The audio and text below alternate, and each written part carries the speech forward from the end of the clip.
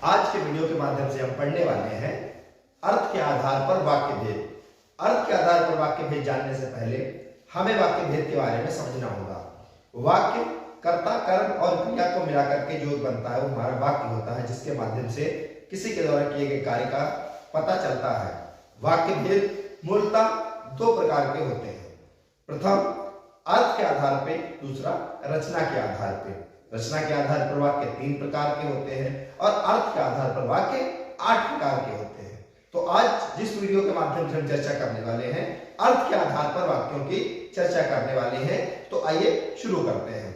सबसे पहली बात हम जिस माध्यम से लेते हैं, विधानसूचक वाक्य, प्रश्नवाचक वाक्य, निषेधवाचक वाक्य, संकेतवाचक वाक्य, संदेहवाचक वाक्य, इच्छावाचक वाक्य, आज्ञावाचक वाक्य और विस्मयवाचक वाक्य। ये सब मिलाकर के हमारे 8 प्रकार के वाक्य होते हैं। तो जैसा कि सबसे पहले वाक्य की हम चर्चा करते हैं, विधानसूचक वाक्य।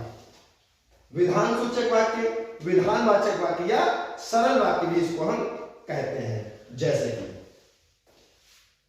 वाक्य में कर्ता के द्वारा कार्य के होने का पता चले, जिससे यह पता चलता है कि एक व्यक्ति के द्वारा कार्य किया जा रहा है। जैसे कि सूर्य पूरब में निकलता है, अध्यापक कक्षा में हिंदी पढ़ाते हैं, आप खाना खाते हो। अर्थात यहां पर एक कर्ता के द्वारा किसी क्रिया के करने या होने का पता चलता है, वहां पर हमारा विधानसूचक वाक्य होता है। आगे देखते हैं प्रश्नवाचक वाक्य। प्रश्नवाचक, प्रश्न से तात्पर्य यही लग रहा है कि जहां पर किसी प्रश्न को पूछने का कार्य किया जाए। प्रश्नवाचक वाक्यों में क्या, क्यों, कब, कहां, कैसे इत्यादि शब्दों का प्रयोग वाक्य के पहले या वाक्य के बीच में किया जाता है। आइए इसे एक उदाहरण के माध्यम से हम समझते हैं। आप कहां जा रहे हो, तो इसमें कहां नामक शब्द प्रश्नवाचक शब्द का प्रयोग हुआ है, अर्थात यहां पर प्रश्नवाचक वाक्य है। अगला हम देखते हैं निषेधवाचक वाक्य। निषेधवाचक से तात्पर्य क्या होता है? निषेध। निषेध माने होता है मना करना या किसी चीज के लिए रोका जाना। तो इस वाक्य में हम देखते हैं कि इस वाक्य में कार्य को करने के लिए मना किया जाता है या निषेध किया जाता है या किसी कार्य को करने से रोका जाता है। तो देखिए इसे उदाहरण के माध्यम से समझते हैं। आप मत जाइए, अर्थात यहां पर किसी काम को करने के लिए मना करने किए जाने का बोध हो रहा है, इसीलिए यहां पर हमारा निषेधवाचक वाक्य है।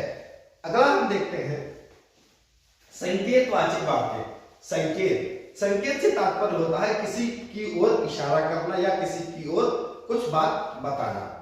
जैसे कि हम देखते हैं कि जिन वाक्यों में एक वाक्य दूसरे वाक्य पर निर्भर हो, क्या जिन वाक्यों में एक वाक्य दूसरे वाक्य पर निर्भर हो या एक बात दूसरी बात पर निर्भर हो, वहां पर हमारा संकेतवाचक वाक्य कहलाता है। आइए इसे उदाहरण के माध्यम से समझते हैं।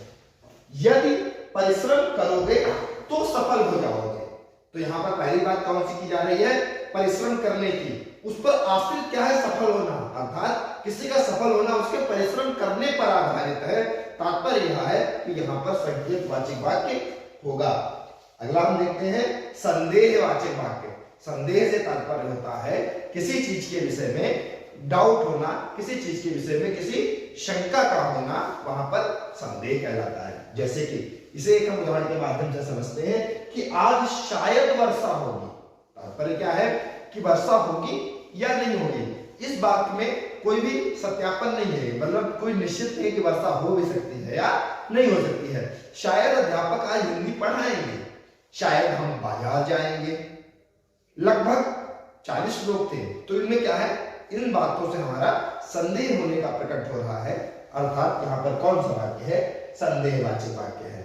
अगला हम देखते हैं इच्छावाचक वाक्य। इच्छा, इच्छा को हम अन्य शब्दों में कामना इत्यादि कहते हैं। कामना, मन की इच्छा, मनोकामना इत्यादि भी हम कह सकते हैं। जिन वाक्यों से किसी चीज के लिए आशीर्वाद देने का या किसी की कामना करने का बोध होता है, वहां पर हमारा इच्छावाचक वाक्य होता है। जैसे कि भगवान करे आपकी यात्रा मंगलमय हो, आप शतायु हो, आपको बहुत बहुत शुभकामनाएं इत्यादि शब्द जहां पर प्रयोग होते हैं वहां पर हमारे इच्छावाचक वाक्य होते हैं। अगला हम देखते हैं आज्ञावाचक वाक्य।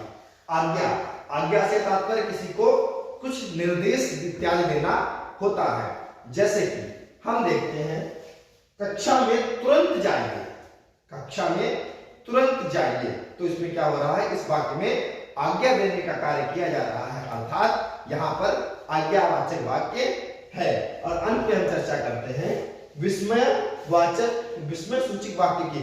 विस्मय से तात्पर्य हमारा आश्चर्य होता है, आश्चर्य, शोक, घृणा, खुशी इत्यादि यहां से प्रकट करते हैं, वो हमारे विस्मय सूचक वाक्य कहलाते हैं। जैसे कि देखते हैं शाबाश तुम मैच जीत गए, आहा आज मौसम बहुत अच्छा है, वाह तुमने तो कमाल कर दिया, इत्यादि शब्द हमारे इत्यादि वाक्य विस्मय सूचक वाक्य कहलाते हैं। और जहां पर आह, वाह, शाबाश, आह इत्यादि शब्दों का प्रयोग होता है वहां पर हमारा विस्मय सूचक वाक्य होता है। तो आज के वीडियो के माध्यम से हमने सीखा अर्थ के आधार पर वाक्य भेद।